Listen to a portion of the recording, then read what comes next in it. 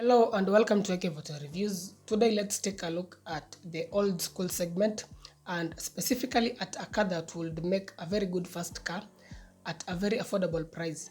Mostly when the topic on affordable cars worth around 350,000 shillings is raised, most people will think of the Corolla 100, maybe the 110, and a few other Toyotas which are super reliable and just refuse to die.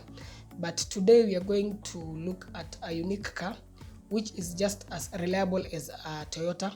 It looks quite good despite its age and is also affordable to maintain. This car is the Peugeot 406. This car was in production from 1995 to 2004, after which it was replaced by the Peugeot 507, which was later replaced by the 508. In terms of the price, you can get a 406 with between 300 to around 450,000 shillings depending on the condition. Just a few months back, a client had requested me to come up with a few recommendations of cars that he would buy for around 400,000 shillings.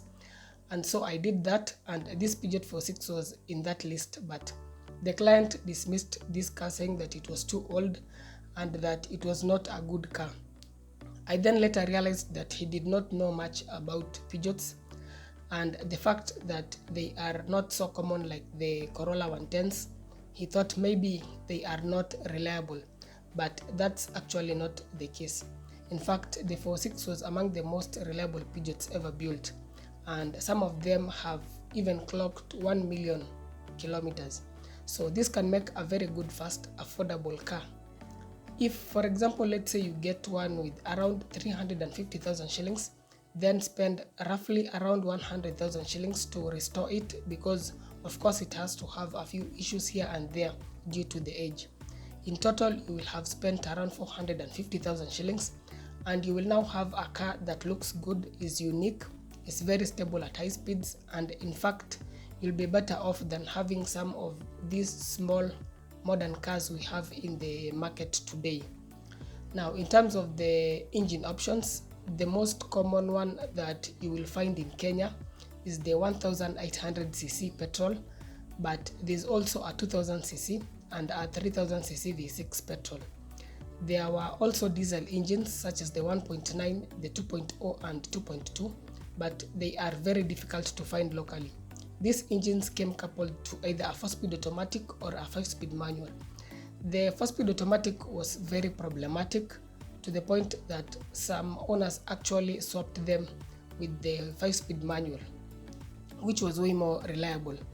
So that's why getting a Peugeot 46 with the automatic gearbox is very difficult. Most of them are manual. In terms of fuel consumption, the 1800cc petrol is able to achieve around 11.5 kilometers per liter on average. On the highway, it can get slightly better than 11 kilometers per liter, while in traffic, it can get to around 10 kilometers per liter or less, depending on how heavy the traffic is. The consumption will also depend on how well the car has been maintained. The fuel tank is 70 liters. Lastly, this car gets front ventilated disc brakes and either drums or solid discs at the back. The 2000cc has disc brakes at the back, while the smaller engines get drum brakes. So that said, why would you choose to get this car over something like a Corolla 110 or any other Toyota? For one, it's a unique car. You will be different from the many other people who go for the Toyotas. Secondly, this is still a good looking car despite its age. It still looks modern and sharp, especially at the front. This is one car that can shame so many other modern cars in terms of the looks. Thirdly, it's a very reliable car. This is a simple car. There are no complicated electronics or mechanical components that will give you a headache and expensive repairs. The fourth reason is its very affordable maintenance. Spare parts are available and also very affordable. Another reason is its highway stability. It's very stable and you can be driving at a very high speed without even noticing if you don't glance at the speedometer. It's certainly more stable compared to the Toyota Corolla 100 and 110.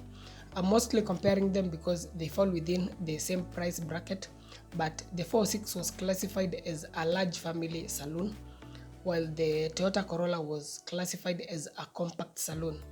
So there you have it. This is a car that you can buy today, restore it, and it will serve you for many years to come.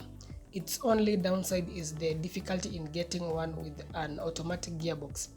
But I heard that Toyota automatic gearbox can be fitted with a bit of modifications. I'm not quite sure about that, but do let me know in the comment section if that is possible, or have you done it in your 4.6.